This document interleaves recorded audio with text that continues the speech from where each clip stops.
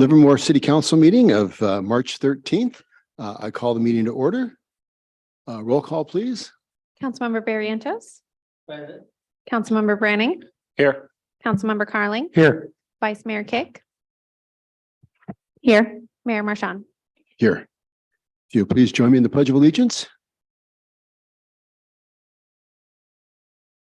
I pledge allegiance to the flag of the United States of America and to the republic for which it stands, one nation, under God, indivisible, with liberty and justice for all. Thank you. With that, we have a presentation by Tim Sabranti, Ronald Gerhard, Dr. Daryl Foster, and Owen Letcher from Las Positas College. Good evening, gentlemen.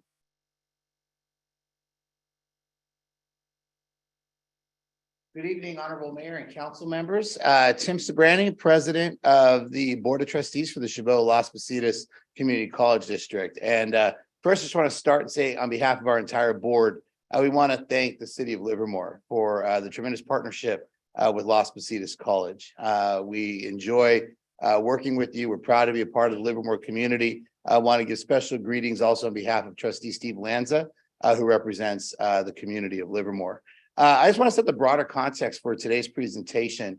As a board, as we've, analyzed, student outcomes and what leads to successful outcomes, obviously there's all the different, academic pieces to that and, some of the different pathways and, things that we're trying to do to increase transfer rates and enrollment and everything else. But, part of the context for our students in terms of their success are some of the other factors beyond just the academic pieces, issues like transportation. And the partnerships that we have with LAFTA to make sure that our students have transit access.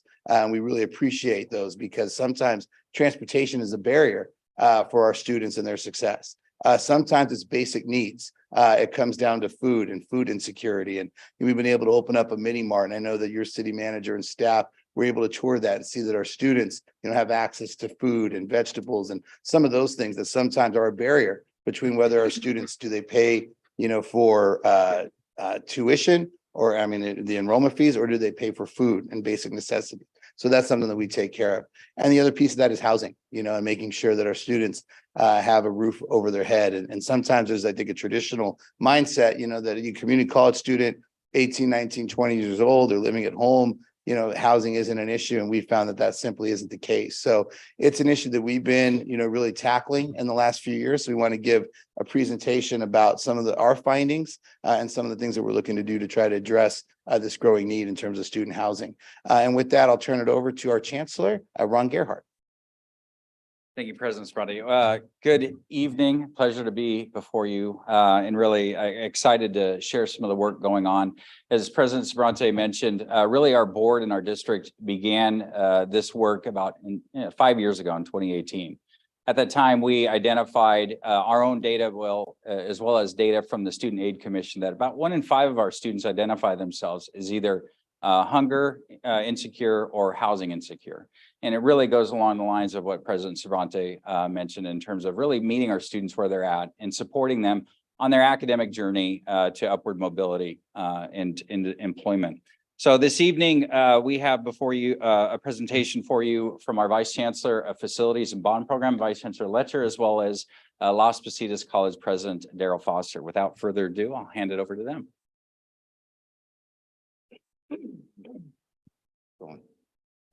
Thank you. Again, Owen Letcher, Vice Chancellor of Facilities and Operations for the district. But so in 2018, Chancellor mentioned, we established housing strategic objectives, which you see on the screen before you. And those were to ground ourselves in our project in how we were to move forward. Financial accessibility was one of the greatest of these, but transculturalism for a college student was also critically important. So next slide. The state in 2 years ago now came out with and passed Senate Bill 169, which provided $2 billion to the higher education system, CSU, UC, and the community college systems for housing on campuses. There are requirements that come with that. You can see most of those there. So one of them is that they must be a full-time student or enrolled for 12 units.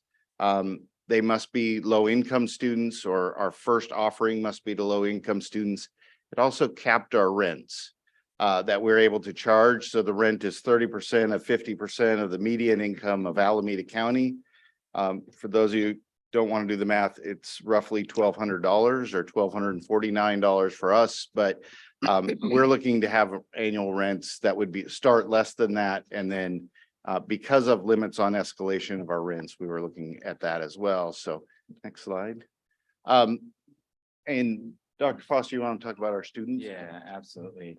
So I'll walk you through some of the data. We did a student survey. By the way, good evening, Mayor and council members and staff. Foster. Pleasure to be here.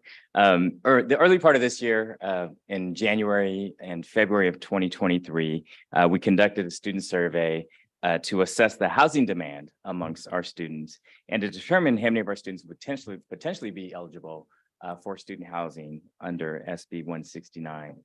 So our first slide here, we serve over 7,000 students each semester at Las Positas College. We did a survey and we got about a 6% response rate. So this really gave us a nice sampling of our students and their needs. A large majority of our students are full-time students enrolled in 12 or more units. 73% of our students who responded live with their parents, either free or they contribute to the household in some way. And 6% of our students who responded to the survey indicated that they are housing insecure. Next slide, please. This provides a little bit more demographic data about the students who responded to their survey. And what you'll see is 67% of the students that responded indicated that they were low income or received some type of financial aid. A large majority of the students, 78%, are between the ages of 18 to 24. And 31% of the students who responded are first generation college students as well. A number of students belong to particular student populations and groups: international students, veteran students, former or current foster youth, and a number of the students receive student support services from a number of special programs on our campus, which provides additional financial assistance to our students. Next slide, please. In regards to student employment, you'll see we sampled single students and students who are part of a couple or family, and the majority of students are employed and majority of students work off campus. Majority of single students worked up to about 20 hours a week, and students who are in a couple or family, the majority of those students worked 20 plus hours per week as well. Next slide. In regards to ability to locate housing, as indicated, many students live with their parents, but those students who indicated that they were looking for housing, many did not have to find it on their own, but those that did indicated that it was difficult to find housing within their budget, and it was also difficult to find housing within a reasonable commute. And I think this validates what we know, but to have responses and data from our students really is validating to the need and the demand for student housing for our students at Las Positas College. I'll pass it back over to Vice Chancellor Letcher, who will discuss the status of our student housing planning on campus. So we studied in our survey of December and January different types of units, whether they were traditional dormitory styles, whether they were apartment styles, whether they were family units or single student units. And we also studied them based on rent rates. And based on all of those numbers, next slide, our demand for student housing varied. So at the lowest rent rate, we had the highest demand for students to have housing.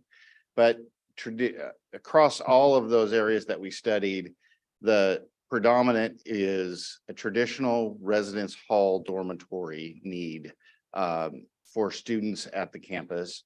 Those who are part of a couple or a family unit have indicated that a studio apartment would be their preference. And so as we go forward in developing our plans, we're looking to accommodate both of those, kind of the traditional student in a dormitory plus that studio apartment in our planning efforts. So next slide.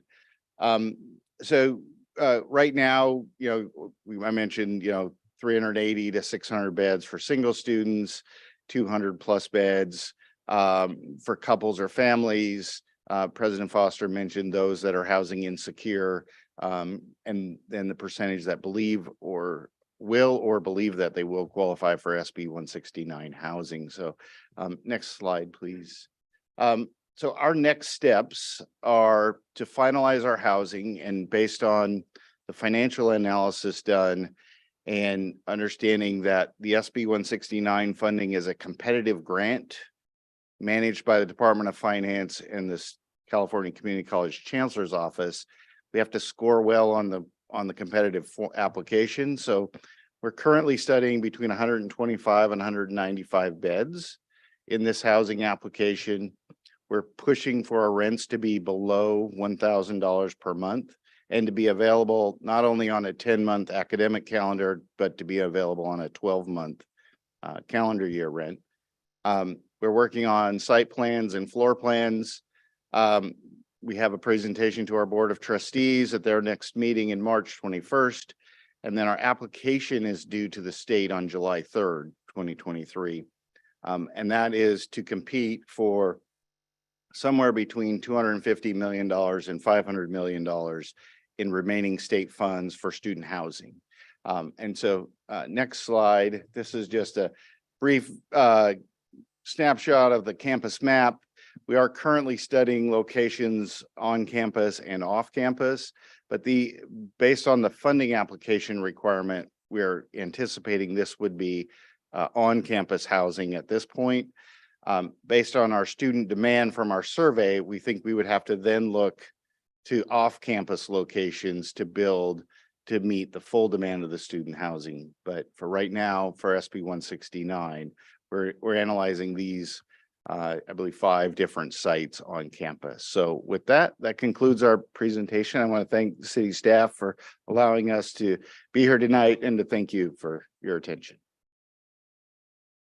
Okay, thank you. Thank you very much. Any questions? Yeah, Vice Mayor. So thank you for your presentation. I wrote down a bunch of questions and then you answered them, which was great.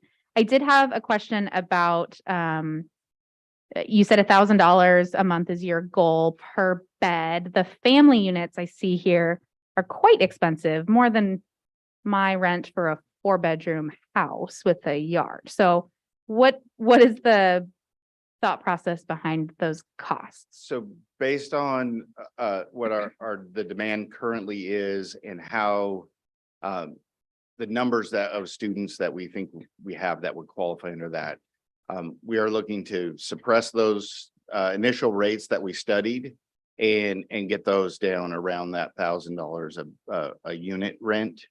And so that would make them affordable for our students and not be competing in the open market, with market rate housing as well. Okay, that's awesome. And then another question is, when we're thinking about traditional residence hall, there's staffing associated. Is that also a plan to have, when you're moving in generally on campus, there's RAs or other adults around to help with that transition from home to being on your own? Yeah, so we are looking at the full model and completing what's referred to as a total cost of ownership model for our housing.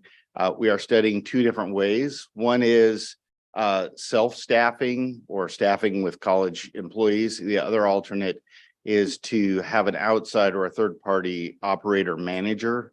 We would own the property, but the operator manager would run the facility for us, and that is being factored into our financial models as we move forward. And my understanding is that the city actually doesn't play a role in any of this. You're here to give us information but this is all on your own. It's not on our land, it's not our permits.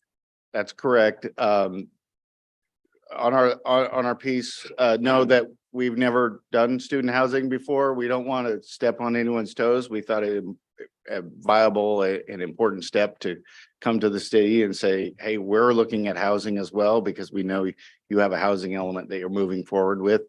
But to also say that if we were to build out to the full 608 beds and to build out for family units, we don't have capacity on our campus, but we would need city's assistance to locate and find a site that might be immediately adjacent to the campus or nearby the campus, so that students don't have to find a transportation mode, once we found housing, once we provided housing for them, they don't have to then struggle with transportation. Right. This is really fantastic. I know that it's not our job, but really it is our community's job to house everyone. And I've actually gotten a lot of questions about this, and I think these numbers might be confusing to some students who have seen it and it was like, I'll never be able to afford it, not understanding everything that's going on. So I appreciate that I'll be able to calm their fears that I promise your rent's not going to be more than mine. So thank you so much for this. And I'm glad we have a partner in housing in Las Positas and Chabot. Thank you. Thank you. Just a quick kind of follow-up on what Vice Mayor Kick asked. Is city staff providing any assistance to just kind of help with design guidelines and such that will make the project easier for you without hopefully taking up too much staff time? We have met with city staff a couple of times, had discussions with them about our student housing project, because we are quote unquote a separate entity within the city. We don't have to submit based on zoning regulations or anything like that.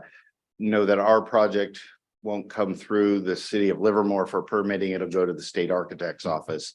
And so, we will happily receive comments and engage the city staff in all of that. But, if it's wholly on our site, we have some autonomy, I guess. I just wanted to make sure that there's some communication going, since, they are subject matter experts and can definitely help you out.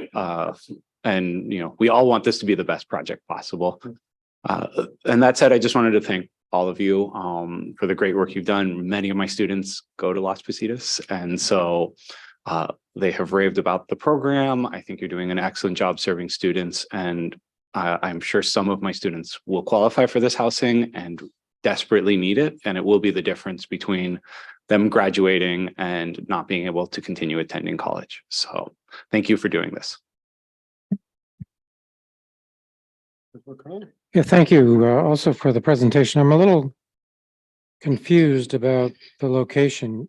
Are you talking about in the next steps, finalize the housing program, 125 to 195 beds? Is that one dormitory building? It would likely be one building, and we're currently studying for fit, right? How many stories, how big's the footprint? We're studying 5 different sites on the Las Positas College campus, one near the theater building, one on the outside or the backside of the Loop Road in what we refer to as parking lot G, Right. then parking lot H, our solar field, and then one area that's up by the maintenance and operations building as verifying viability of all of those, utilities and access to food services, if it's a traditional dorm, and all of those functions. Will that include the family housing in the studio? That would apartments? include family housing in the dormitory, or as a separate, potentially as a separate wing of maybe separated by common spaces or something like that. That would create studio suites in one area and traditional dorms in another. But if you were to succeed with the funding application and got the funds to build this, so the next one that you would build, you would then want to build on property that was not on the campus? So based on our total facilities master plan, we think we can give up one of these sites, but we don't think we can give up all the sites we've identified. So we may need to go outside of the current campus boundaries. Because the master plan, as it stands today, would occupy some of those other spots with other programs, and- educational buildings. So of the Okay. 146 acres, we currently occupy about 93 acres. Yeah. And we would, over time, over the next 15 years, we're planning to build out to the majority of that space. I see. To Vice Mayor's point, my son was an RA and he helped pay for his education. So I think that's another way. Obviously, you've thought of this, but I think it works pretty well to get responsible young adults to take on those positions, and it helps them, helps you, helps them, and would be a great thing to do. So thank you very much. So both my sons went to Las Positas College, and went on to do great things. So certainly appreciate the caliber of education that you have right there, Ben. And certainly appreciate the contributions you've made to the community, and congratulations on being selected as the best community college in California. That's it's no surprise to us here, but it is it's quite an honor. So that you're right here, and I'm very proud that we have the collaboration that we do. So look forward to keep up the great work. Councilmember Barrientos. Thank you for your presentation. And I worked in a student bookstore, worked as a custodian in the student union and something else. That's how I got through college. But I have been up to your mini store, took a little tour, and then on President Lions Club, we told them that we would come up, and we were trying to figure what would a college student want. And I threw things out. How about spam? Did lights it up? Yes, spam for sure. Okay, so I got spam in the car, chips in the car, and they do limit. They have assigned 2 chips per day per student, 2 bags. So it's interesting what you have there. I guess whatever comes in is what they come in and get. I think last time she told me it's really increasing. The kids are finding out more and more about it, so they're coming in more and getting some of the. And really, I had the same problem with Chico State. I'd go collect bottles, and was a meal maybe for a day when bottles were worth something in those days. But that's how sometimes I got food, and I ended up not eating as much because I was a wrestler and I had to cut weight all the time. So the only time I really ate well was when we went on a trip with the team. But thank you, appreciate it. Students will like it, and I guess you'll open the gates, or maybe Aloni will follow suit. Thank you. Very good. Thank you so much. Thank you. Look forward to great things. Okay, with that, moving on to the open forum. The city clerk will explain how people can participate in the open forum. Thank you, Mayor. City clerk. The City Council's agenda provides opportunities for the public to participate in the meeting by addressing the City Council in the following ways. For non-agendized items, the public has the opportunity during open forum to address the City Council on any item of interest that is within the City Council's subject matter jurisdiction. For agendized items, the public can address the City Council on each item of business it considers when the mayor opens public comment and should be focused on that particular item. Please note, a speaker is not required to answer any questions from the City Council, and the City Council is not required to answer questions from the public. However, the mayor has the discretion to ask staff to address a speaker's comments when a council member believes it is relevant to a particular business item. When participating in tonight's meeting, 1 comment may be given per person per item. Members of the public can participate in person or remotely as noticed on the agenda. To provide comment in person, please fill out and turn in a speaker card found at the entrance of the council chamber. Speakers will be announced in the order received. We will hear from members of the public who are in person first, followed by those wishing to speak on Zoom. To provide a comment by Zoom, please use the raise hand feature or *9 if calling in when the item begins. Once public comment opens, each participant's name will be announced and their 3 minutes will begin once at the lectern or upon being unmuted. The mayor will announce a conclusion of the public comment period after comments have been voiced into the record. Thank you, Mayor. Okay, thank you. We typically allow for 30 minutes of comments so that we can get on with the rest of the business of the council meeting. So let's see, it is about 25 after 7. So let us go to about 5 till 8. So do we have anybody who wishes to speak? Yes, we do, Mayor. The first speaker is Dave McWigan, followed by John Stein. Okay, thank you.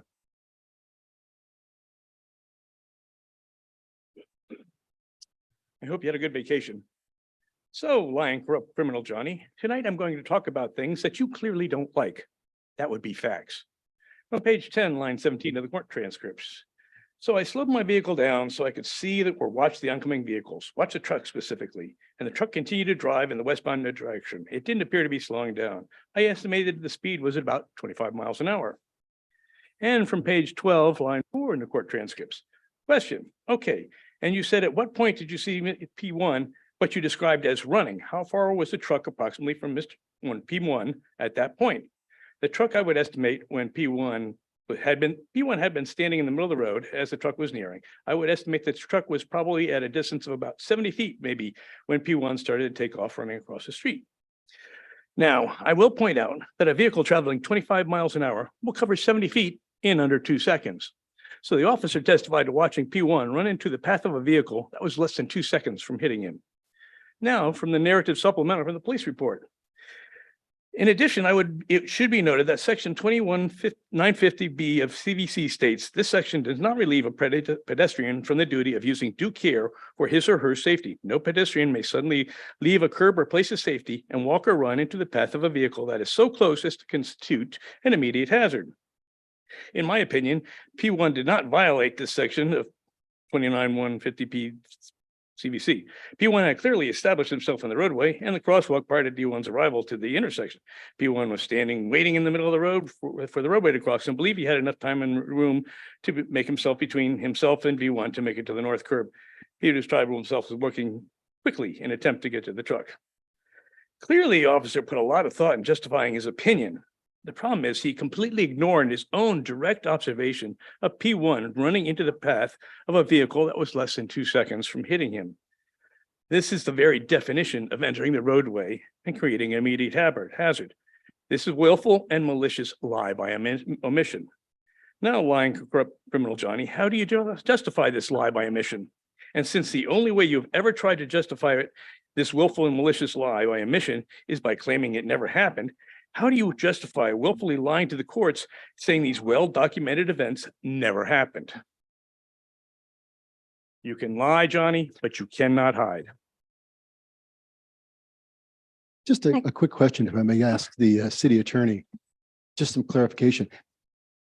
All this stuff that we keep hearing about, this is about the arrest of Mr. McGuigan for illegally driving under the influence. Is that correct?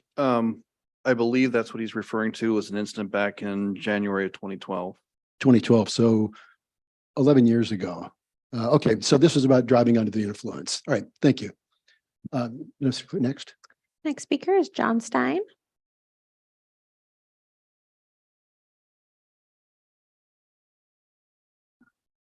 Good evening. My name is John Stein. I live at 1334 Cathy Court in the city of Livermore. I'd like to address the issue of Livermore's totem pole. In 1969, Adam Norwald carved the totem pole. Originally, it was for a shopping center, but they were unwilling to pay the amount that he wanted. So in 1974, he donated it to the city. And Dan Lee had it erected at the corner of Holmes and 4th Street. About 2 years ago, it was removed for maintenance, pest infestation and wind and weather. I was wondering about the status of that totem pole. I would urge that it either be repaired or replicated. I would hate to see the totem pole disappear entirely or be replaced by a plaque. If it can be replaced or repaired, it should be there in that location. The replication has been successful for both the Peace Monument and the flagpole. So again, I would urge that the city look into replacing or repairing the totem pole and installing it again on the corner of 4th and Holmes. Since I still have some time left, I'd like to thank the council for allowing me to serve on the Planning Commission. It was an honor and a privilege, and I enjoyed working with the competent staff and my fellow commissioners.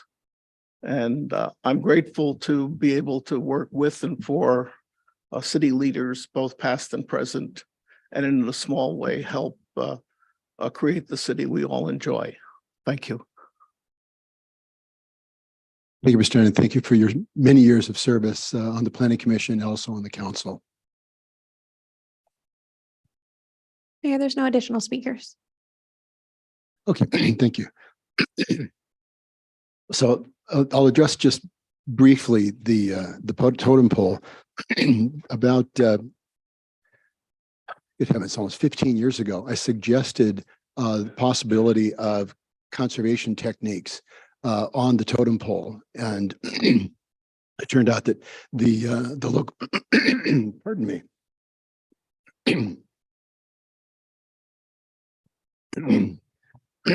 Members of the local Native American community opposed any conservation techniques to be made on the totem pole because, as they pointed out, they had the local Native Americans had no totem pole tradition, and neither did the person that carved it.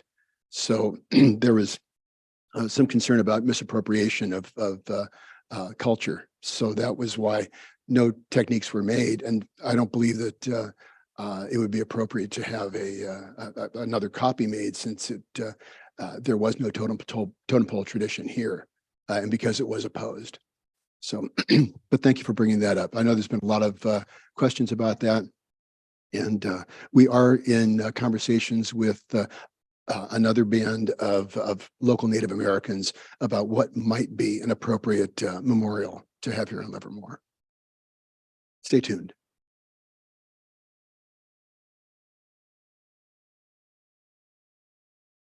Okay, moving on to the consent calendar. Would anybody like to pull any of the items for consent? Councilmember Branning, Thank you. I'd like to pull item 5.6. 5.6. Anyone else? Okay, in that case,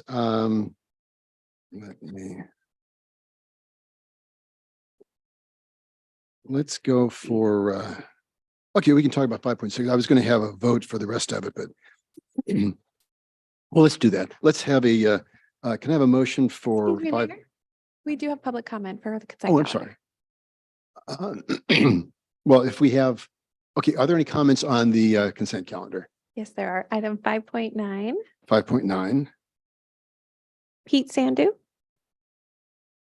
okay. Oh, Mr. Sandu.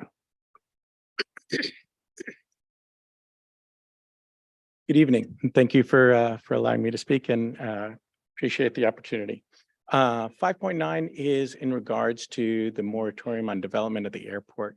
And it's meant to extend the moratorium until the new development policy that is in process now is completed and ratified.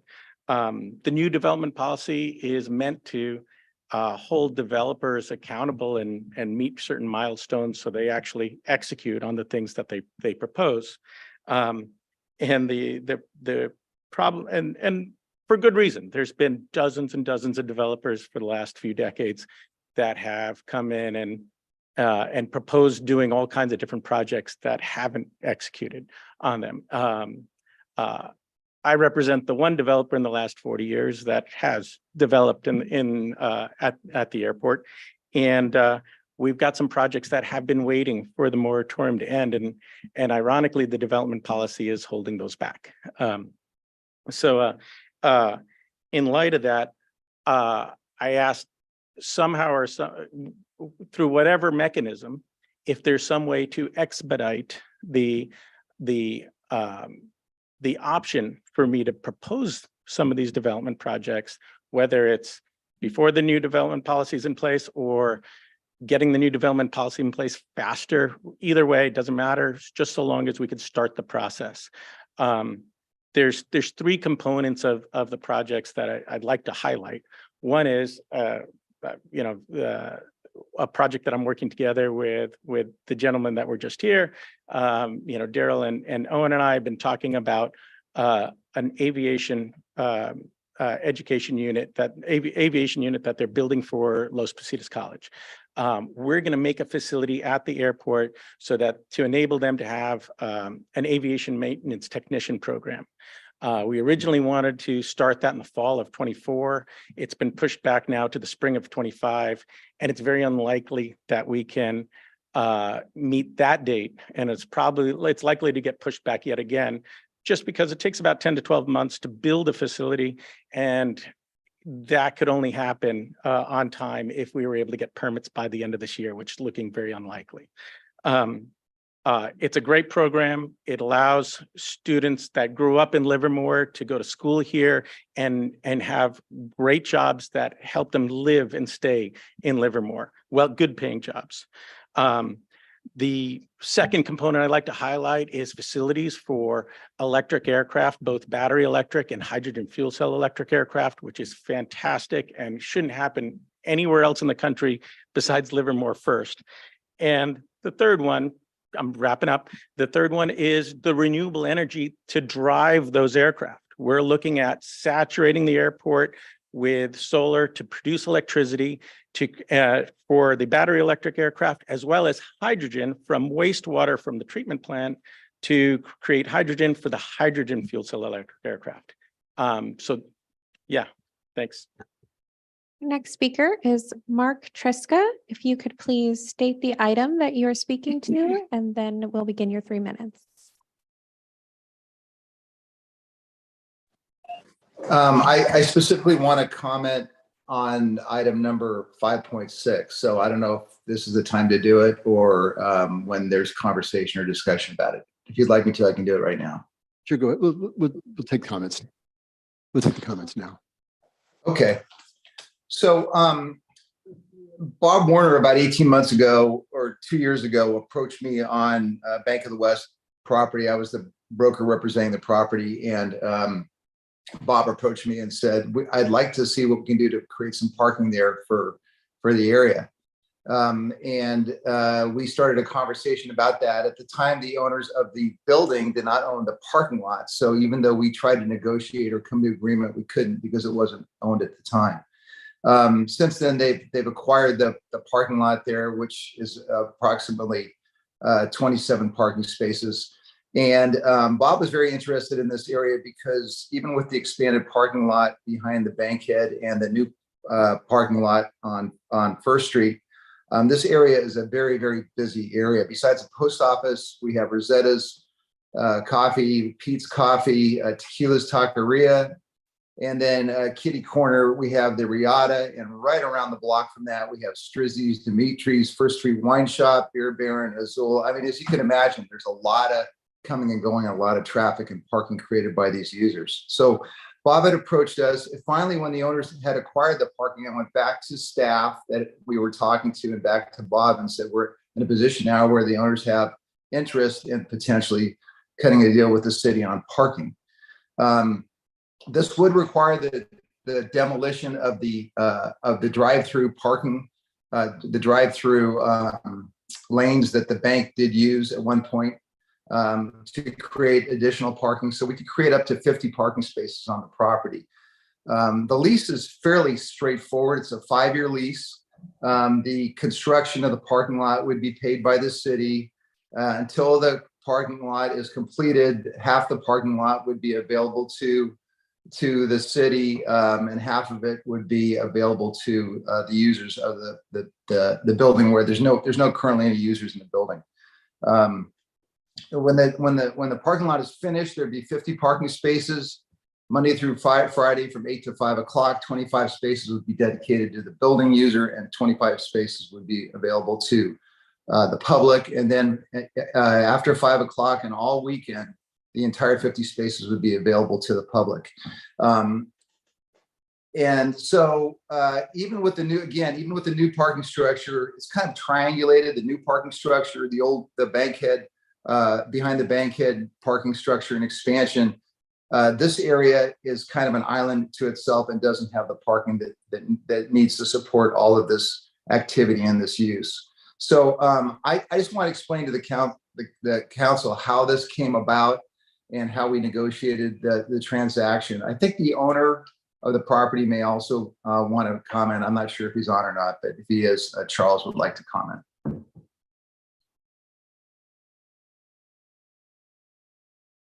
Our next speaker is Zoom user. Give me just one moment.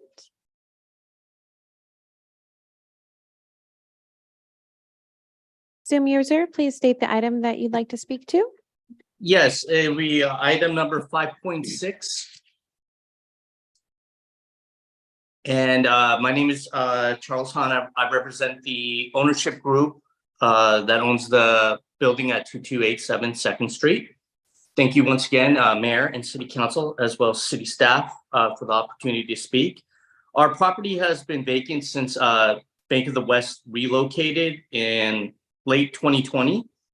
And the interest prior to that was very high before COVID, but now it's very dormant. We haven't got much activity in terms of leasing there.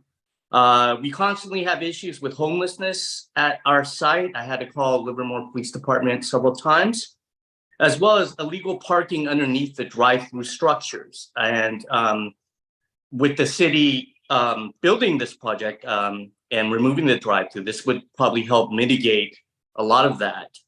And per the city redevelopment agency, we lost prospective tenants that wanted to use the drive-through use, and now it's pretty much an eyesore.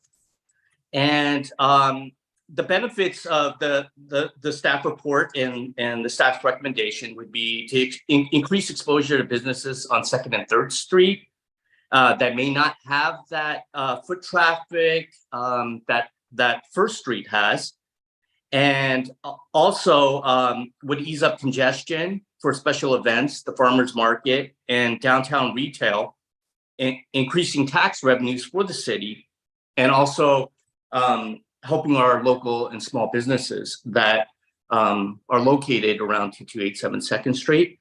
And I believe with the new parking recommendations, this will also ease up congestion on 1st Street while people are trying to search for parking on there. And it's very active during the weekends and especially the weekend nights.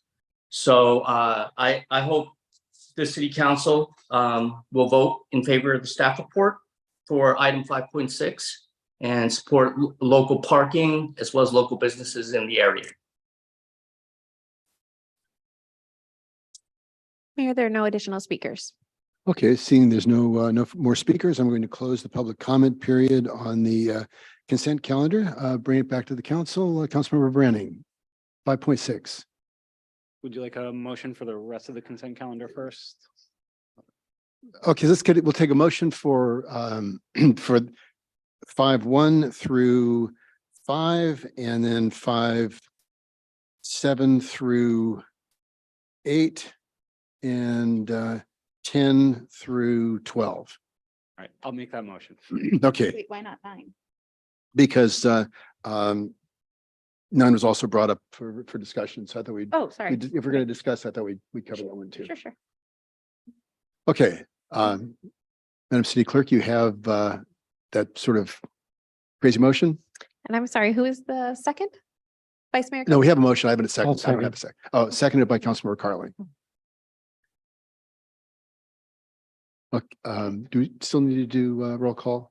Yes. Okay, roll call, please. Councilmember Barrientos, Aye. Councilmember Branning, Aye. Councilmember Carling, Aye. Vice Mayor Kick, Aye. Mayor Marchand. Aye. Today at ACTC, we actually had voice votes. It was amazing. It was like back old home week. Okay, so Councilmember Branning, 5.6. Yeah, so on 5.6, I think personally, my opinion on it is that the contract as written has us spending $250,000 on some repairs and amendments to the lot for temporary parking. And personally, in my opinion, that's not necessarily the best use of city funding. I think looking at the contract, it requires us to do the $250,000 worth of repairs and upgrades for the additional slots. I would lean towards directing staff instead to negotiate the deal where we work out an agreement where we can lease the current spots that are available and have the option to do the extension if we find there's the need for additional parking. So my questions are, what are the actual goals that we're trying to achieve here? I understand that, other council members used to joke that we have a walking problem in Livermore, not a parking problem. But I do understand that there are those who literally cannot travel that distance without causing themselves physical pain. I've had very small children with me at times, so having a closer parking area is convenient. I understand that. If that is what we're trying to alleviate, is having spaces available for those who physically cannot make the walk or would be more convenient for families and small children, I think there's another way to accomplish that without spending $250,000. By taking some of the parking we already have on Second and marking them as handicap. I know that this is something that is very much a honor system when it's family parking, but it does do something. It's not perfect. Obviously, you're not going to get a ticket for accidentally parking in family parking if you don't have your children with you. But if that's really the goal, then I think there's other ways to achieve that goal. If the goal is to financially support this building so that we can get a tenant in there, then maybe this makes sense. But if the goal is having access, closer parking access, it seems like a misalignment to me. So if I have an understanding of what the goal really is, then I think I'll have a better idea of making a decision. And so that's why I would recommend that we have another discussion on this before we move forward. Well, I've got a little bit of history on this. So let me just provide a little bit. So when we started the conversation with the downtown, a promise that the city council at that time made to the public is that we would never have less parking in the downtown than we had started with. And that's why a lot of this was being phased, is to ensure that we had sufficient parking in the downtown. There's a lot of parking that we added when we sort of paved and redid the gravel lot around where the old depot was. We've since added the I Street parking garage, and we're going to start construction on the L Street. That's going to take away parking. It's going to take up a lot of parking. And so this is a way of making up the parking that we promised the public, and that that was the public's number one priority, was parking in the downtown. And to ensure that we can phase this in, eventually someday Eden Housing is going to be built, and that's also going to take away parking. So phasing all of this, I think that since the promise was made to the public, granted by a previous council, which I was a member, that promise was for parking in the downtown, and there would never be less. So I'm in support of this because it keeps that promise to the public. Yeah, okay. I'd look to Mr. Stewart. I think we're way oversubscribed in terms of keeping that promise. I mean, we started with what, 550 back when we voted in January 2018. I think we had 550 spaces. Wasn't that the baseline? And now we're over 700. You're right. The baseline was about 550 back when we were meeting as a downtown steering committee. And I don't know the exact number of the spaces we're at now. I do believe we would be at a slight surplus. Yeah, I guess I disagree with the mayor on this, because I think 23 spots or whatever it is hardly worth it. I guess I agree with the vice mayor in terms of what are we trying to achieve. I mean, I understand that Mr. Werner was very much in support of this and was looking for a way to increase parking in the immediate vicinity. And I appreciate Mr. Triska's points, but I don't know, I guess I'd like more information about this as to what the point is. Again, I agree with Vice Mayor on this. Well, I counted 50 spots. Sorry? I counted 50 spots in the staff report. No, it's 23 more. Well, it's 27 that we can use now, because we would have access to the entire site. There are 27 there now. They want to add 23. Right. So that's where I got 23. But it's Adding total, 23. but it's a total of 50. Okay. Only for part of the day. When most people are going to be using it. When Eden Housing is built, that's also going to take away a lot of spots. L Street Garage will be up and working then, Okay. right? Well, That's the plan. That's the plan. Eden Housing was supposed to be built by now too. And also with Veterans Park. So I've made my position clear. It's up to you wanted to continue the conversation on this? Did you want to bring this back? I'd like to say something. Oh, Councilor Barrientos. Okay, a couple of questions. We're gonna get some revenue from, right? Is that what someone said? Nothing? Okay. Yeah, I know that part. Okay. So, what are we doing what are they gonna, why is it gonna cost us so much and what's gonna happen with that? They tear the building down. And the other thing is, that was the issue a little while ago in the last campaign, parking. Because we saw that Eden Housing gonna come in. Right now, they're building that dumpster area behind Yatel's house, so that takes a lot of parking slots away.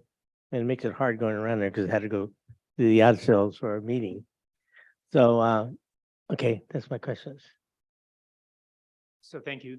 Paul Spence, your Director of Community Development. The parking study, if I can just take a step back, showed about 550 spaces initially. We're over that now. We're probably around 700 spaces, but we are going to lose about 100 spaces when we start construction of the L Street garage. We should still have a surplus, and as your downtown council subcommittee was looking at this, the focus was both on making sure that we had enough surplus and then also making sure that was distributed. So there was an interest in areas south of First Street providing additional parking. The cost is the monthly cost is $100 a space per month, depending on the number of spaces.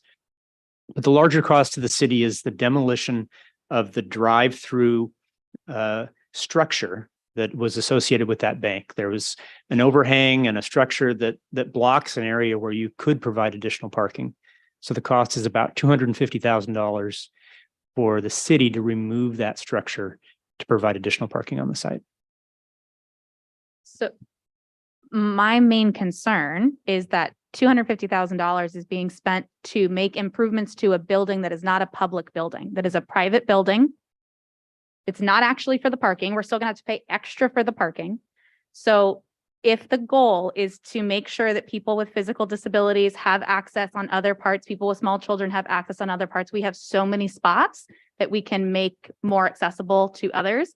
I would love, like someday, it would be amazing if all of First Street was only for handicap parking and walking and biking, but you know, maybe we're not there yet, but maybe there's another way for us to increase accessibility without taking $250,000 to improve somebody else's building. If this was a public building, if this was a library, I think it would be a different conversation. But it's an empty building that we don't have any financial stake in. If I may. Sure. So I kind of see that we have really three options here, would be my opinion. We can approve the item as is, which requires making the building improvements and leasing the spaces for 5 years. We could deny it completely, say, vote no as a council, and staff would look for other options to improve parking downtown. Or we could ask staff to renegotiate the deal with the opportunity to do the improvements if there was the need. We would lease the 27 spots immediately, or well, assuming pending an agreement, we would lease the 27 spots. And then if we needed the additional 23, we saw the need, then we would make the improvements, spend the money, which I do believe is a substantial amount of money, and then lease those additional parking spots. It gives us some flexibility. And personally, I think given the conversation we have, I would be willing to make a motion on that last item if the rest of council looking over was comfortable with that. My only suggestion would be if we were to do any amendments to the negotiation, that we shouldn't, if we're going to do the construction on somebody's building, we shouldn't have to pay for the parking. It should be, let's talk about trading and, we're going to support this construction cost maybe it'll help you get a tenant. We need some parking, but it seems like a lot coming from the city for not a whole lot of benefit long-term for our residents. So I think this is like the most debate we've ever had about parking. So exciting. We do have a motion on the table from Councilmember Branning. May I make a friendly amendment to include Councilmember Kick's suggestions as well on the negotiation? Would you please care to restate those? I would not like to pay for the parking if we're going to do construction on someone's building. So But that wasn't part of your original motion. that's why he said friendly amendment. Yeah, may I add that as a friendly amendment? Or actually, let me rescind my amendment and rephrase it in a way that will be more concise. Is staff comfortable with the discussion that we've had on the dais to renegotiate the contract with terms that do not require us to build the building improvements To and demo. would look to demo the Yeah. building improvements and would look to get favorable terms if we should do that demolition? Yes, we can certainly, if the council so decides, take that back and have that negotiation. And that would be, you would be comfortable with that as a motion as well? Yes. Thank you. Then I'll make that motion. Jason, you're comfortable with that motion? Yes. I will second that motion. And that is clear. Everybody's got that. Okay, very good. So it's been moved by Councilmember Branning, seconded by Vice Mayor Kick. Any further discussion on that motion? Can we just restate the motion, please? That staff would be directed to renegotiate with the building owners, and that we would pay only for those spaces that we're actually using. If we were to demolish the drive-through, that we would look for a favorable terms where we might reduce the cost to little or nothing for the use of the spaces. I do have a what if. What if all of a sudden they found someone who to rent the place? That'll throw everything out, right? The deal so far assumes that the city is able to use about half of the spaces during business hours and the full spaces evenings and weekends. So it would depend a bit on the tenant they got, but if they have a lease with us, they would be obliged to keep that lease. So they would be looking for a tenant then that was focused on a daytime use rather than an evening use. It's the first time that we've talked about having access to spaces, particularly on Second Street, for like the last 6 years. And this is actually the first time we've actually got one of these to be able to use the spaces not on weekends. So maybe that'll start a trend. We can continue those negotiations. Okay. And also just to Councilmember Barriento's question, this is a license agreement. It's not a lease, but it does not have a clause that allows the landlord or the licensor to terminate on us. Okay. Any further discussion? Roll call, please. Councilmember Barrientos, I favor the Councilmember, motion, right? Yes. Councilmember Branning, Aye. Councilmember Carling, Aye. Vice Mayor Kick, Aye. Mayor Marchand. We'll make it unanimous. Aye. Thank you. Okay. So we still have 5.9. That's the resolution to extend the suspension of the airport development until a new comprehensive policy is adopted by the council. Is there any discussion or do I have a motion? I just have a question for staff. Yes. Can you clarify the timeline and what that might look like for the current applicant? Sure, Vice Mayor. The current timeline is for the airport development policy to return to the city council by the end of May. And that gives us time to collect public input as well as reach out to the cities of Pleasanton and Dublin for their input. And so if it comes to us in May, it'll need 2 readings. So we're looking probably at June before any application could come in under the new policy. No, the policy will not be adopted by ordinance. So it's a one meeting, so it would be adopted by resolution. So once it presented to you, you could adopt it that evening. Okay, so May, in theory, if everything goes well, it's done in May, is that enough time to get a permit by the end of the year? If the applicant was ready at the end of May? I am going to say it depends on the complexity of the project. There's a very clear process set out in the policy for staff to review projects. And if it's a simple project, it should be able to go through the process very quickly. But if it's a more complex project, it might take some time. Okay, thank you. Okay. Yes. I have one other timing question, just looking at the documents to make sure. The Airport Commission has already met on this, correct? That is correct. And so we're currently in the 45-day comment period right now. That is correct. So really, I don't think, would I be correct in assuming there's no way of speeding this up other than cutting off public comment at this point? You're right. And that would be my concern, that if we wanted to expedite the adoption of this policy, we would be taking that time away from the public as well as the surrounding cities or the pilots or anyone else that is interested in commenting. So we need to allow for this process to unfold. It's the city's first comprehensive airport development policy, and we really need to take time to approve it. All right. Thank you. Then, yeah, I do want us to get the public comment. I'd encourage as soon as we can, turn this back around, bring it to council. Yes. Works already. So. I'd move that we take staff recommendation. I'll second. Okay, moved by Vice Mayor Kix, seconded by Councilmember Carling. Roll call, please. Councilmember Barrientos, I don't even know what we're voting on. Oh, we're voting to extend the suspension of the airport development plan. So it's Yeah, I the know staff that, but I didn't recommendation. hear any motion at all. Oh. Maybe Oh, I'm deaf on this side. I said to move staff recommendation. Oh. Yeah. Okay. Aye. Okay, there we go. Councilmember Branning, Aye. Councilmember Carling, Aye. Vice Mayor Kick, Aye. Mayor Marchand. Aye. Thank you. Okay, moving on to public hearings.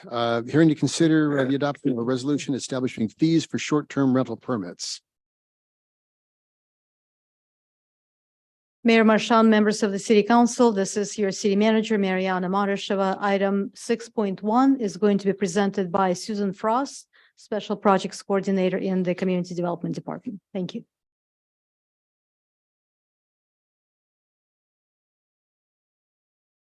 Good evening. In 2020, the City Council amended the municipal code to establish regulations for short-term rentals. As defined in the municipal code, a short-term rental is the use of a residential dwelling or portion thereof for dwelling, lodging, or sleeping purposes for 30 consecutive days or less by a single renter. A permit is now required to operate a short-term rental, including annual renewal, to ensure neighborhood compatibility. An online permitting process will be available starting April 1st of this year. The city has contracted with the consulting firm of Granicus to provide assistance with the permitting process and will monitor websites where short-term rentals are advertised and develop a list of rentals in Livermore. The list will be used to contact owners prior to April 1st. And we will also begin community outreach prior. We are allowing the owners of the rentals to 3 months, April through June, to apply for their permit and to also register for their transient occupancy tax payments. The permitting process also includes notifying residences within 100 feet and allowing 15 days for comment prior to a decision on the applications. Beginning July 1st, rental owners are expected to fully comply with the municipal code.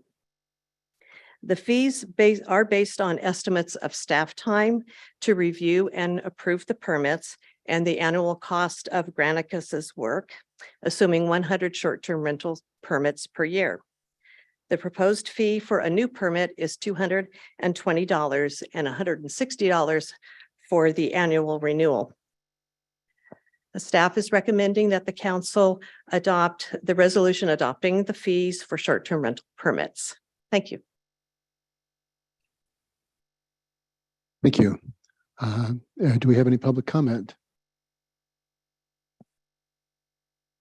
Mayor, no comment has been received. Okay, in that case, we're going to close the public comment period and bring it back to the council. Questions, Councilmember Carling. Thanks, Susan, for the presentation. I know that I'm curious about the 100-foot distance. And so who's responsible for notifying those people that live within 100 feet of STR? The city is responsible for notifying that we have received an application and give them an opportunity to respond, to the city planning division, and then we will take that into consideration on our decision-making on the application. So it's going to be the city that arbitrates the decision for this? It is the city's responsibility to approve the permits. Okay. And does the person that's applying get a chance to kind of plead their case, I guess, if a neighbor objects? It depends on the nature of the objections. It's probably unlikely that we're going to deny permits outright. We will certainly talk to the business owner, the rental owner, before we would do that. Some will remember a few years ago, we had a very concerned group of neighbors for one particular home in Livermore. And I just wonder, I mean, what do we do about in a case like that? I think Mr. Stewart, you would probably remember this. As part of the contract with Granicus, they will be establishing a hotline that will be available to residents around the short-term rental. It'll be available 24/7, so they can call and file complaints regarding activities at the short-term rental. And those will, if we get consistent complaints, those will be considered either immediately, depending on the nature, but certainly when they are up for annual renewal, the types of complaints that we have gotten, if could factor into whether or not we approve a renewal. Granicus serve other communities? Does Granicus serve other communities? Do we have some experience, evidence that they are able to deal with those kinds of disputes? The Granicus does take the complaint in. It will be city staff, neighborhood preservation that will be required to enforce the provisions of the ordinance. All right, thank you. Councilmember Branning. Just a brief follow-up to that. And part of this includes the city is prepared for enforcement if we do have people who either choose not to register properly or are breaking the rules. And certainly our neighborhood preservation is capable of handling those types of complaints. Granicus will be monitoring websites where people advertise short-term rentals, and they'll be doing that on at least a monthly basis. So we'll be notified if we have somebody who's advertising that hasn't gotten a permit yet. Perfect. Thank you. Councilmember Barrientos. I did bring some questions up because, you've heard of the rowdy parties, I guess in Dublin or something like that, where in Oakland, I think even people have been shot and they rent the places out for parties. And how quickly can we shut that down or take the permit away if that kind of stuff happens there? So complaints like that would usually go, depending on how they make the call. If it's 911, it'll go right to our dispatch, and police will be sent out for situations like that. And then if we get ongoing complaints or the neighbors have input during the process or at any time during their operation of that, there is due process that will be administered by our community development department through neighborhood preservation, and if needed, the police department to ultimately revoke the permit. So that doesn't happen. But the primary call, if there's a disturbance like that, would go through the police department.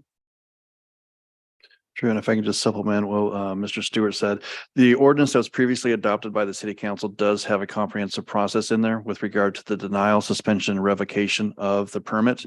And there's also an appeals process in there to the points that were raised earlier if someone were to protest that. The item before you today, however, is for the application permit fee.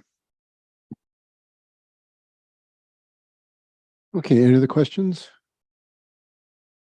Okay, with that, I'd be willing to entertain a motion. I'll move staff recommendation. Second, Moved by Vice Mayor Kick, seconded by Councilmember Carling. Any discussion on the motion? Roll call, please. Councilmember Barrientos, Aye. Councilmember Branning, Aye. Councilmember Carling, aye. Vice Mayor Kick, Aye. Mayor Marchand. Aye. Okay, 6.2, the main event for the evening. This is the long anticipated housing element. Honorable Mayor Marchand and members of the City Council, this is once again your City Manager, Mariana Marasheva. Item 6.2 is going to be presented by Tricia Ponto, Associate Planner in the Community Development Department. Thank you.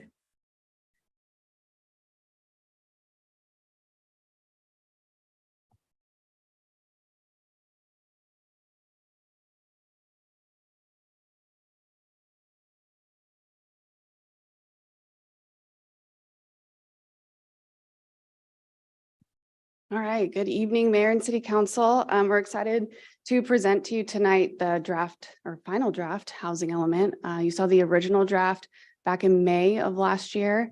And since then, we've gone through a couple of rounds of revisions with the state and addressed public comment and comment from decision makers. And we received a letter from the state back on February 23rd saying that the recent draft is in compliance with state law, and they will certify the document if we adopt it. So that's what we are recommending tonight. We have Jennifer Gastelum here from PlaceWorks, our consultant team, and she's going to go through a little bit more detail about the process that we've gone through with the state and the revisions that were made to the document since you last saw it, and then our next steps. All right. Good evening, Jennifer Gastelum with PlaceWorks, Mayor, Vice Mayor, and council members. Thank you for this opportunity to be here at this point. We're very excited to be able to present a document that the state has blessed to say that you are conditionally compliant upon adoption. We're going to run through, as Tricia said, real quickly, the content and a little cursory review of what the regional housing needs allocation process is, and then delve into the revisions that we made and then the schedule moving forward. All right, so you see where we are at here. I know that you have the very lengthy general plan process going on as well. So getting to this point, getting the housing element with the letter and the environmental document adoption. Upon adoption, we will submit. We're planning on submitting tomorrow. As soon as we get that signed resolution, we will send it off to HCD to kick off the 60-day certification process. So just as a real high-level cursory reminder to everyone, the housing element is one of the required elements of the general plan, and it is unique in the fact that we look at the existing needs as well as we project out the needs for the next 8-year planning period. Currently, we are in the 6th cycle planning period, which will take us through January 31st of 2031. The housing element is a very unique element in itself because it has to be reviewed by the state. So we did that initial 90-day review and we made revisions, we spoke with them, and then we also submitted for a second review, which was 60 days to receive that letter that Tricia commented on the 21st to say that we are conditionally compliant. Upon adoption, then we will submit again and receive a letter saying that we are in compliance. And the housing element is a state required process, and we did seek input throughout the process, as well as your input from the general plan outreach, and making sure that there is land available at all densities to accommodate housing for lower income as well as above moderate housing, which is your market rate housing. So what this plan does is set the city up for implementation over the next 8-year period to implement all the programs. The housing element itself does not require you to build housing. The housing element identifies opportunities where there's land available to accommodate future growth. The city's job is to help facilitate the development of housing through the implementation of the programs. And it is important to note that the housing element has to be reported on through an annual progress report to HCD once a year, and that's in every April 1st. So staff will come back and present everything that has been accomplished during that year and your progress towards meeting your RHNA. The RHNA in this table is on the right-hand side. So when we look at the very low and low income, the top two categories of income, we're looking at a multifamily housing product showing that there's land available at least 30 units an acre. When we are looking at the moderate income, we're looking at either an attached house, a duplex, a triplex. Some of the more popular terms now are missing middle type housing. That's what we're looking at in the moderate. And then you're above moderate, we're looking at all of your market rate single family homes that will be built. So the housing element includes a very lengthy land inventory section where we have identified that there is enough sites to accommodate growth should the market build it over the next 8-year period. And as you can see, this is a very detailed table in the housing element. We take the RHNA, which is the far left column.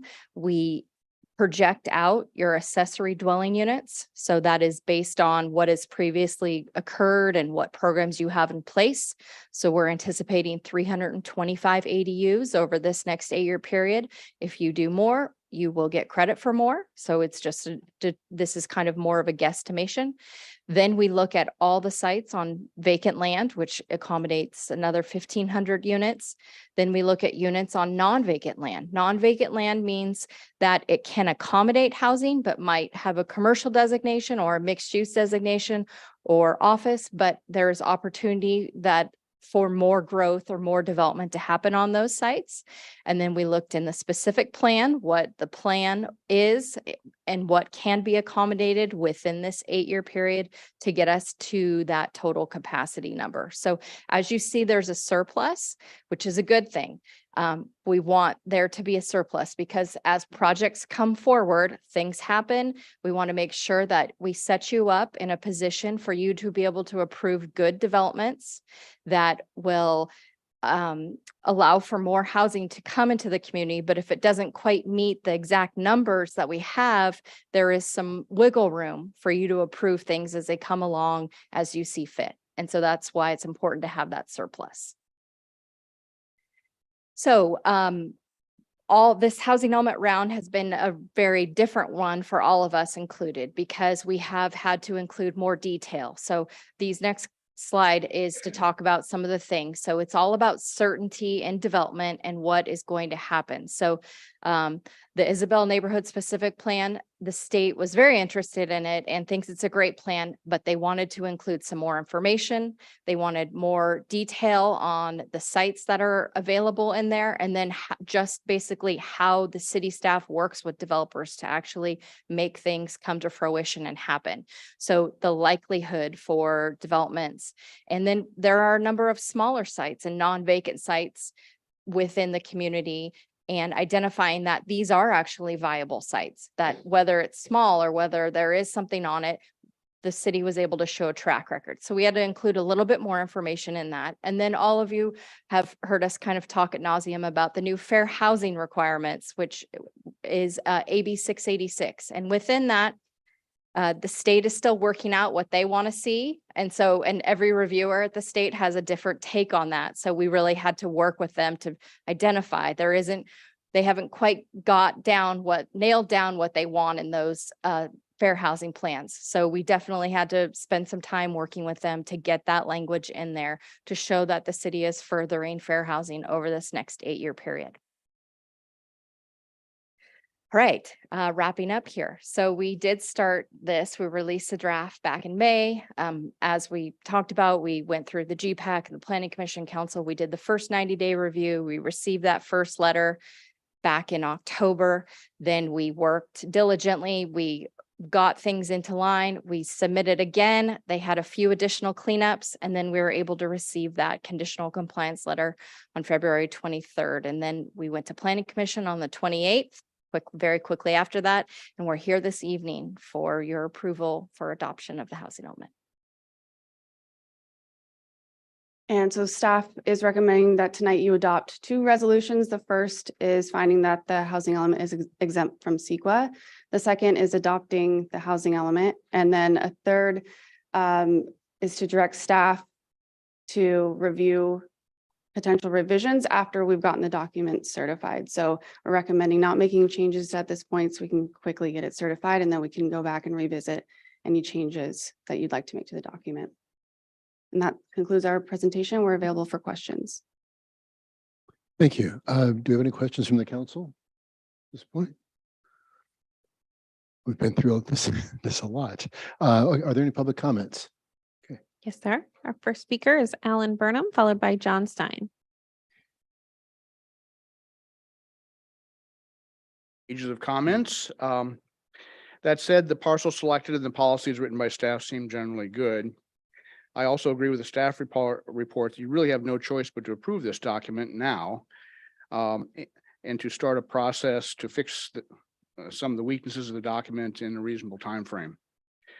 I also urge you to ask how we got in this position, perhaps even working with other cities and legislative staff at the state to make sure that we don't get in this sort of a bring me another rock sort of situation. I won't detail all the problems in table 2.1 and figure 2.8, but really were those really state mandates, or were they self-inflicting wounds? Do I believe that 16% of Livermore residents, working residents, commute to San Joaquin County, and only 6% commute to Santa Clara County? Seems inconsistent with the traffic flow I've seen in the statement in the document that people are seeking higher paying jobs outside Livermore. Figure 2.9, entitled Environmental Health Scores, seems to have its scale upside down. The writer seems to be obsessed with environmental injustice, not environmental health. The document also suffers from logical flaws.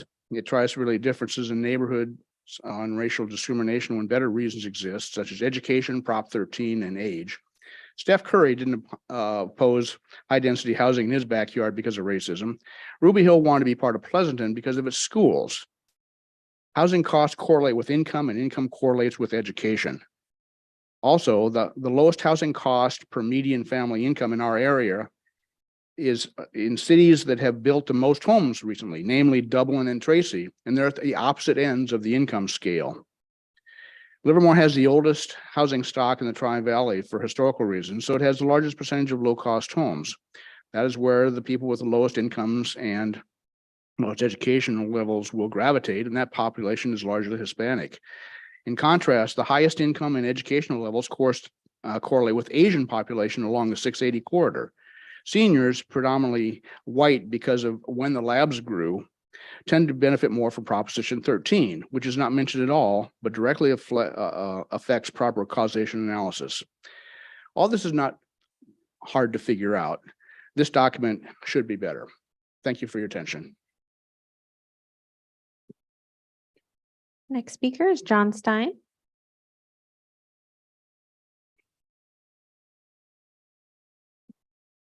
John Stein, 1334 Cathy Court.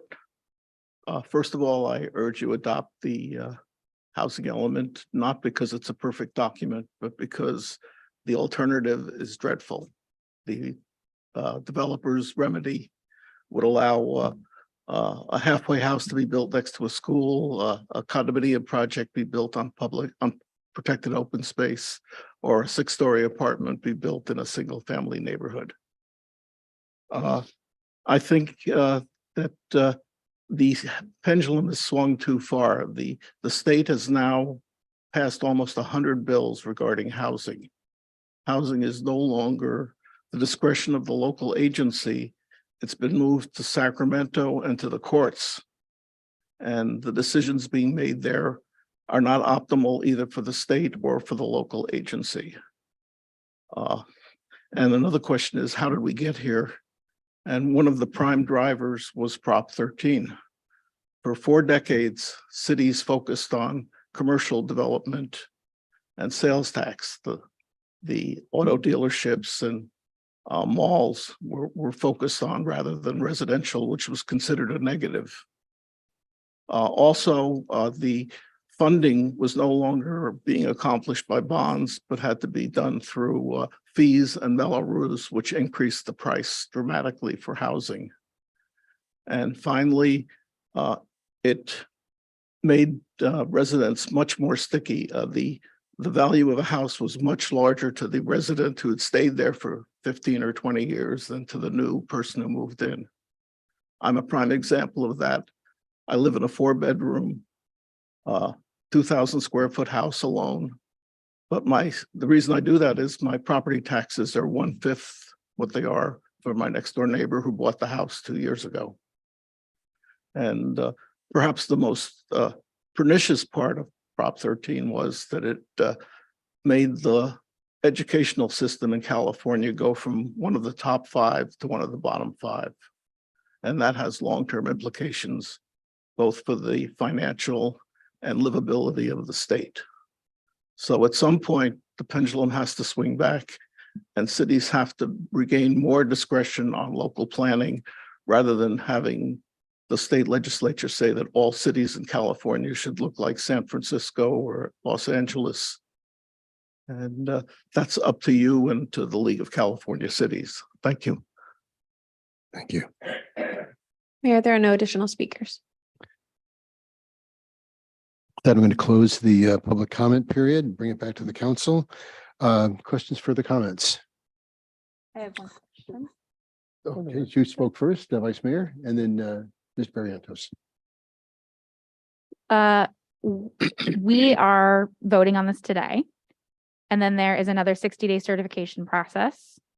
So in theory, in 60 days, we are certified, good to go. We don't need to see it again until revisions potentially are made. But there's no further action from council. There's no second reading on this, correct? That's correct. And based on conversations with the state, is the 60-day certification a suggestion or a goal, or is it really 60 days, or is it maybe 6 days? I know you might not know, but do you have any idea? It is 60 days. It is required to submit to receive that final compliance letter. We will do all in our power to try to get that letter before 60 days. Okay, great. So they're held to their 60 days for sure, but potentially we could have it faster. Okay, great. That's my. And there are other cities that have received it much more quickly than 60 days. So we're hoping to be one of those cities. Great. And we've been in communication already. So, okay, thank you. Do you have the document here with you? The packet I saw today? I know it is. I just want the public to see what you did. It's like, what, half a ream? It's complicated, and I appreciate the work you did. And I know we're ahead of the curve, way ahead of other cities, because you people out there did it the right way and got the state to approve it before making it, and have it rejected. A lot other cities are being rejected. So I appreciate what you've done, and I did understand the briefing, so thank you. Actually, it's better than a half a ream. It's 358 pages. Okay, more. Yeah, that was a remarkable tome, and there was a tremendous amount of work in that, and certainly staff needs to be commended on that. So great job, Councilmember Carling.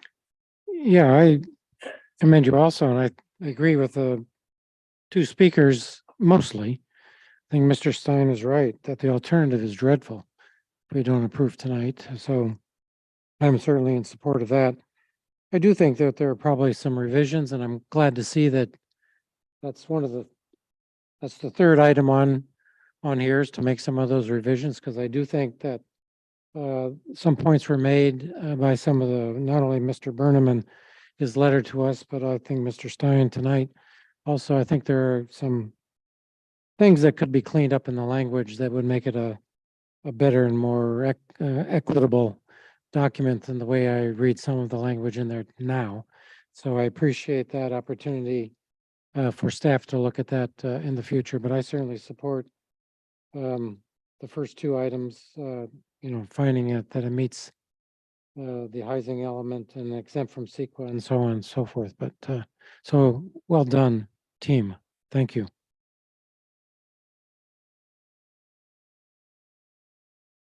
Just to echo what the rest of the council said, this is an amazing document. A lot of hard work went into it. And, I hope we'll look at as we come back for a revision in the future. One of the things that I appreciate is that is an option. I know there's a lot of very strict rules about the revisions that we can and can't make and how we can and can't make them. But I believe the Planning Commission gave quite detailed feedback on this already. The commenters also gave some very detailed feedback. So I'm definitely in favor of moving forward with staff's recommendation. Thank you. Since you had the first sort of touch on this, did you want to make the motion? Sure. I will move staff's recommendation. Okay, is there a second? I'll second. Seconded by Vice Mayor Kick. Any discussion on the motion? Roll call, please. Councilmember Barrientos, Aye. Councilmember Branning, Aye. Councilmember Carling, Aye. Vice Mayor Kick, Aye. Mayor Marchand. Aye. Okay, moving on to matters for consideration. There are none. Committee reports and matters initiated. Councilmember Barrientos, I saw that you had a couple of meetings here. Anything that you wish to comment on or matters to initiate? Yeah, I'm still, people are confused with that I'm a Gemini, that EBCE had a meeting right now. Mhm. So I told them I couldn't be there because I'm here. I did attend. I had to understand the language. They said the EBCE was having a retreat. And I said, are we going to Lake Tahoe or what? Said no.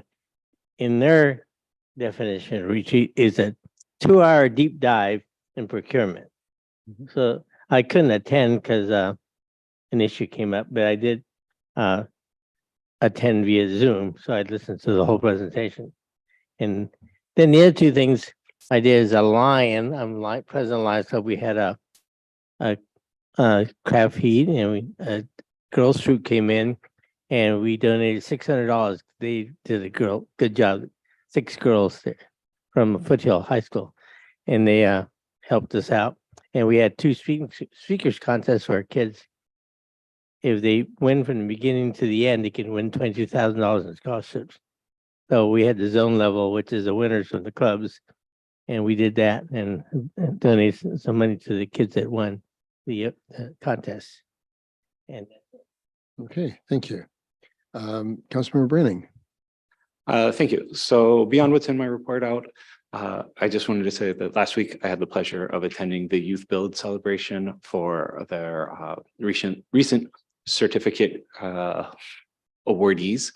They preferred not using graduation as a term because they continue to follow their students afterwards. This is a great program for anyone who has not heard of it. It is a program which connects students with jobs in the trades, with mentorship, help them get a GED or diploma if they did not get one already, and really just helps, bring them into good paying jobs in the trades. It is followed for, I believe, a 2-year program after they've finished their certification also. It's entirely funded by a combination of nonprofits and some state funding.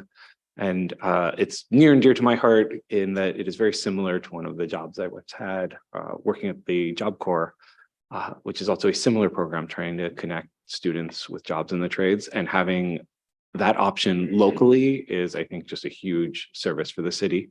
So just wanted to let people know about that. And it was a great celebration, had a lot of fun, and many students are moving into careers from this. Aside from that, just for the record, I won't be at the next council meeting. I'll be out of town. So I will not be here for the next one. Okay, thank you. Councilor Carling. Thank you. I had a couple of things.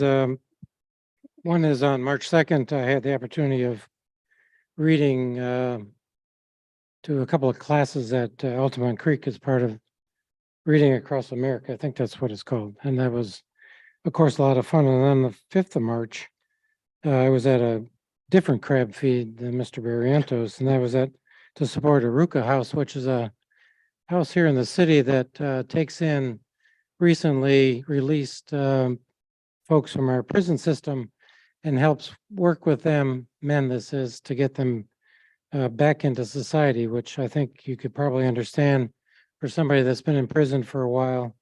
It can take a while to reacclimate yourself to the outside world. I know Mr. Spence was there. I saw him. And our county supervisors were there to donate, I think it was $1,000, is $5,000. Thank you. $5,000 to Aruka House. So it was a very, very nice, attended by a few hundred people, I think. It was quite an event.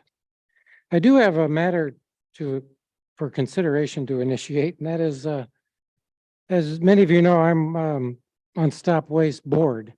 And the Stop Waste staff have recently prepared a comprehensive, and this is pages long, this is on both sides, a comprehensive and very flexible reusable foodware ordinance that cities can use to craft their own ordinance that best fits their own jurisdiction in an effort to reduce the amount of plastic getting into the environment and going to the landfill.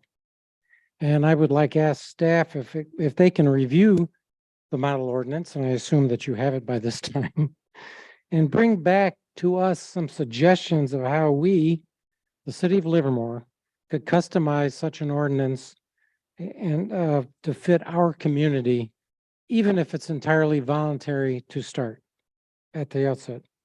And I also further think that including LDI in the school district would be very, very important partners if as this moves forward. So I guess I would help to my colleagues to see if they agree that this would be something. So thank you very much for that. And again, this is many pages. And again, somebody I'm sure within Judy or somebody must have this by now. So thank you for that. But just on a personal note, and I think for everybody, almost everybody here knows that my birthday was yesterday, which I share a birthday with my council vice mayor over there. And I would just want to share a bit of a good news story that was very heartwarming for Sue and I yesterday. We went, so the two of us went to the Livermore Valley Opera yesterday at the Bankhead to see Tosca. And then we had a very nice dinner at Simply Fondue following the show. At the end of dinner, I placed my credit card in the folder that was provided by our server. As we were waiting for our server to collect the folder, the neighboring diner removed my credit card and replaced it with his, stating that he wanted to pay for our dinner. Now, Sue and I, as you might imagine, were completely surprised, and I don't remember exactly his reasoning for this, but it's had something to do with he had noticed how much Sue and I were in love and that we reminded him of his grandparents. He had no idea it was my birthday. None. Zero. My point in this is to remind all of us that how positive random acts of kindness can impact people. And frankly, how proud I am to live in such a remarkable city and represent all of you and all of the people that may be watching on Zoom or YouTube. So thank you very much for this opportunity to share that. Thank you. Vice Mayor Kidd, Well, up back to follow. I didn't get any free dinner, but we we spent our day doing yard work, mulching, so that we're going to take better care of our soil. So that's what that was all about. So this week I did forget to do the form, even though it was a busy week. So I'm sorry, Marie. I'm going to have to tell you all the things now. On February 28th, I was at a LAFTA finance meeting. On March 2nd, I was at Read Across America, at Altamont Creek as well. I read Facts versus Opinions versus Robots, which I highly recommend to share with your young people, and a little mini lesson on how council uses facts and opinions to make decisions. Unfortunately, we don't have a lot of robots on city staff. I like the people better. On March 6th, there was a LAFTA meeting. On March 8th, it's International Women's Day. And this time last year, we were a majority women identified council.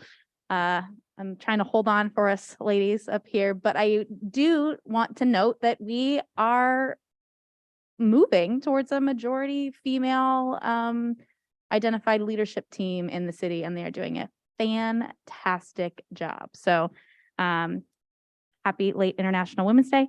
Also, tomorrow is Pie Day, so go get some pie. And that's all I have. And it's also Einstein's birthday, which I just think is wonderful. Tomorrow on Pi Day. Yeah, Einstein was born on March 14th. So International Pi Day, Einstein, it all makes sense, you know? Okay, so also on March 2nd, that was Dr. Seuss's birthday, which is why it's the big reading thing. And I also read it 3 different schools, so it was a lot of fun.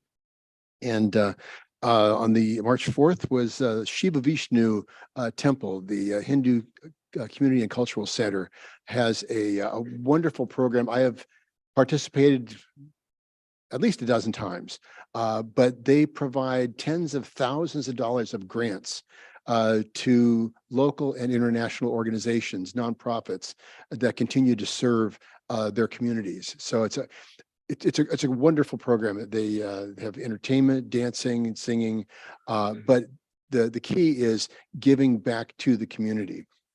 Longstanding tradition in the community. March 5th was the half marathon put on by Livermore Downtown Inc. We had over 2,000 runners. Now, some of you may remember that day started out a little bit shaky, but it was just a huge party in the downtown. Over 2,000 people from 16 states, from as far away as Hawaii and Maryland, from Brazil and British Columbia. So it's probably one of those beautiful courses that people can run. So it's spectacular. March 9th was the Mayor's Summit put on by the Tri-Valley Nonprofit Alliance. I had a wonderful conversation between the mayors of the Tri-Valley. And today was the meeting of the Alameda County Transportation Commission Planning, Policy and Legislation Committee. And among other things, they talked about the inclusive outreach and engagement policy and programs that we're doing. Now, they sent out 14,000 emails and contacts throughout their distribution system. And their response rate was 3%. 3%. So I think that we had a great response on our citizen survey, our community outreach. So just shows that there are people that it's hard to get people engaged. And remember, 37% of the people that responded to our poll said they had no interest. You know, how do you engage people that have no interest? They just are electing us to do the job that they want us to do.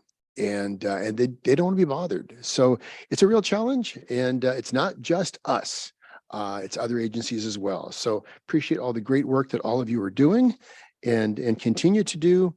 And with that, I'm going to, if there's no further business coming before us, I will adjourn this to a regular council meeting for March 27th, 7 p.m. right here. Thank you.